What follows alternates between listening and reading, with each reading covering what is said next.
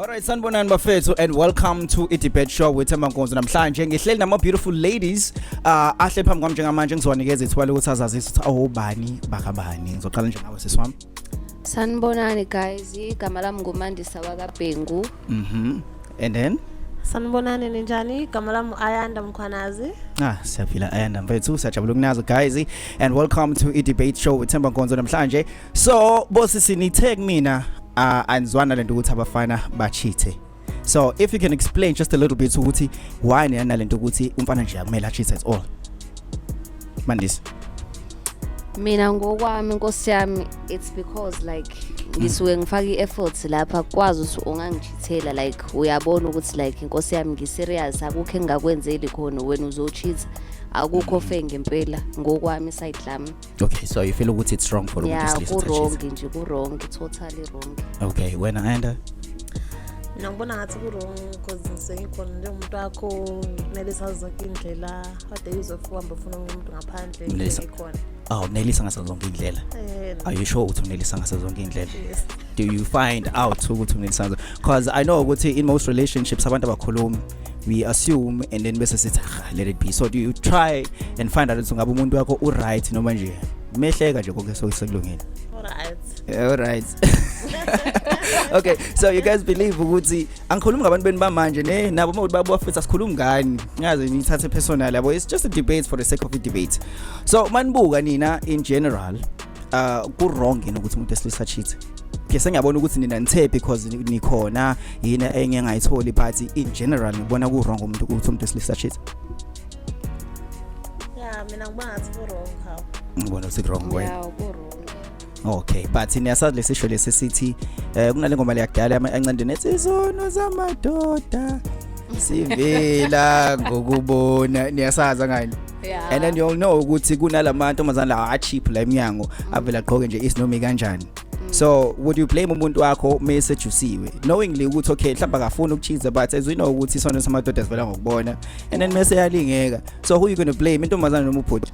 Ubhuti akakwazi ukuyibamba ngoba egcineni phela ngikhona mina. Why wena ungakwazi ukuyibamba? Ngoba phela kumele ufunde ukuyibamba nje umuntu owazi ukuthi une stress uyibambe. Ngisho sekuthiwa uyabona ukuthi ya ufele ngaphakathi, ngisho ubone ukuthi ya kodwa nje asikho isidingo sokuthi uhambe uhala Nkosi yami. Okay, I think ukuthi as umuntu wesilisa siyazazi sabantu besilisa nane zabantu besifazane niyazazi nabantu besifazane uyazi ukuthi iopposite gender yakho uyiattracta kanjani. So abantu besifazane bayazi ukuthi umuntu wesilisa bomuyina kanjani ngani. So you still blame your boyfriend knowing ukuthi vele lento kade ebhekene nayo kukancane ukuthi angayiwini. Ngeke akukho kancane, kumele uyitshele nje ngoba vele abantu besilisa ngazi ngathini ba week noma kwenzakalani. Kumele uyitshele nje ukuthi no nginomuntu wami mina ekuhlulayo ngoba thina siyakwazi ukwenza mesishelwa la. Siyakwazi ukwenza thina wena uhlulwa yini? Yeah, but you never know. Mhlambe he tried ukuresist yabo mhlambe once or twice. Phela vele nayifaka ipressure. Ekugcineni phela umuntu wesilisa afuna ukuzuzwa ngathi uyimpangapanga yebo lento leyo. So ungayona impangapanga usuka indoda yangempela uma ukwazi unqabe ngoba unemama. Okay, niyakholelwa kwizisho? Izisho njengalesade ngisisho nje ukuthi sona samadoda sivela ukubona. Angikholelwa mina Nkosi yami. Sikholelwa lapho. Akholelwa kulonto le. Namanga ngoba nivele nifuna ukulwisana lento engiyishoyo because izisho zithathelwa entweni ereality. Nani futhi nihlezi nikusho for example mhlawumbe unosisi uhlala nomuntu wakho ne unosisi ongahlali nawe uzokuvakashela and then uyambona ukuthi ugqoka inappropriately endlini. Yini concern yakho yokuqala efikayo? Somkhuza phela ngithi no asenze kanje. Why? Ngoba ngiyazi sawukho right because abafana bazohamba bemahalela eminyaka. Busuqamba bakho. Uhlala nomuntu wakho usisi wakho uzokuvakashela and ugqoka inappropriately, ugqoka into emfishane into yabo into erevealayo most of the time. Mina ngiyibona inkinga lapho. Kumele ufunde ukuyibamba njengomuntu wesilisa. Ayikho inkinga nje lapho. Ayikho inkinga. Ayikho. So nibona ukuthi usisi u right and ubhuti yena kumele ayibambe. Kumele ibambe usisi wami nje egcineni. Umhalela kanjani usisi wami ngenxa yokuthi ugqoka into emfishane? No man, akumele uzumhalela umuntu. Abantu besilisa bayilwane nje. Usisi wami wrong ukuthi eze kumina agqoke ngaleyo ndlela. Abazi ukuthi nginomuntu engihle naye endlela yaso sikhathi. Why go wrong? Hawu, usho ufuna ukhala lo muntu wami yena. Okay, why ku wrong ufuna ukhala lo muntu wakho usho uyazi ukuthi vele umuntu wakho uzogcina esekhalile emva kwalokho. And then what would happen emva kwalokho? Okay, so xabana. Osho ukuthi niyavuma ukuthi vele umuntu wesilisa uweak ngokuthini uyalingeka. Kakhulu. Yeah, most of the time it's not ukuthi mhlambe asithi mhlambe kunomuntu straight yabo angiphuma endlini nami ngithi ngiyokhalela amantombazane ngaphandle. Umuntu esimame mayiphethe kahle egqoke nje ngendlela eformally samhlonipha without ucabanga into esexual. Kodwa mozoqhamuka nawe ngale ya mentality ukuthi nje mina nguglamour ini abafana ngifuna sokubuka vele. Yabo into le. So enye into futhi kumele nikhumbule guys. Angisho ukuthi it's okay ukuthi ni cheat abafethu. It's not okay ukucheata as people we have to think isicabangela abantu esuke sinaba kodwa enye into engamele sibalekele ukuthi eqiniso lithi lento le it's like indalo guys.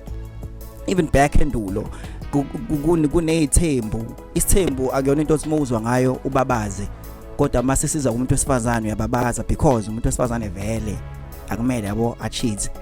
I think noma iBhayibheli ingalazi kahle lithi umuntu wesifazane emayecheatile wayebulawa nake neza umuntu wesilisa kuthi uchithile wabulawa lutho. Why ngabulawa umuntu wesilisa?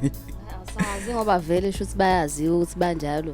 Ngoba into natural. Hawu ngeke. Phela mase ngikhona ngaphambi kwakho ngithi umuntu wakho mhlonipha phela. Okay, so nina ke moku relationship. Why ufuna ukuthi umuntu wakho like akuhloniphe nje like angacheat at all? Do you provide izinto ezomenza ukuthi angacheat? Yes. Nenze nimzekelo ozangiqale ngawo nenze umzekelo. Hayibo Nkosi yami kuningi sikwenzayo. Ufana nje once nje wavuma ukuthi uyintombi yakhe nje kahle naba official expect ukuthi umwashele expect ukuthi umphekele yonke into nje all the way yonke into so akwazi ukuthi ngempela mina ngiyajuluka la ngenza izinto wena uyaphuma ngaphandle uyobona abanye abantu kanjani manje awusangicabangeli nje uthi ingane abantu isebenza kangaka. So to summarize ipoint lakho ukuthi umfana kumele ayiphathe kahle ngokuthini expect a lot from wena uyamphekela uyamwashela. Those are your two examples, right? Yena sephelele lapho. Besides nje ukumphekela ukumwashela kuningi engeke ngisakhuluma. Yes. But ama main points wakho ukuthi uyamphekela uyamwashela. Okay, Clinelle. Yeah. Oh, okay. And then when Ayanda ngiyamwashela ngiyamphekela ngiyamhlonipha nje. Okay, I have to give it to you. Into thina abantu besilisa sifuna yes vele salingeka siwiki but we are able ukuthi sistick kumuntu wethu as long as isithola inhlonipho. Abafana bafuna inhlonipho because inhlonipho ikhombana everything ukupheka kwasha ucleaner whatever as long as inhlonipho phakathi we are able to stay in one place. Kodwa phela lokho akusho ukuthi ngeke phela mhlambe lisenzeka lelo phutha lelo. Abafana noma bengayithola inhlonipho ngazoguqe ngedolo abafana nje babafana vele. But kubalekile ukwazi. Nje. But mesazi ukuthi nali mama yabo how would it feel wena ukuthi mhlambe ufika kunentombi and then mhlambe wena imama lami naye nentombi yami ngala sengixosha wena. How would it feel to you and izofila kanjani le intombazane? Ngingaphatheka kabuhlungu nje. And then yona izobona ukuthi shuthi special angani akuthanda ukufila special. Ayanda akuthanda ukufila special. So if uxoshwa wena how would you feel? Hawu uzobona phela shuthi okay some space asekho guys. Okay, should mexoshwa le intombazane how would you feel? Phela naye shuthi space akasikho ngaleso sikhathi. Yeah, ngikhuluma ngawe ke how would you feel mexoshwa yena? Ugele. Phela shuthi mina ngqonqo for now.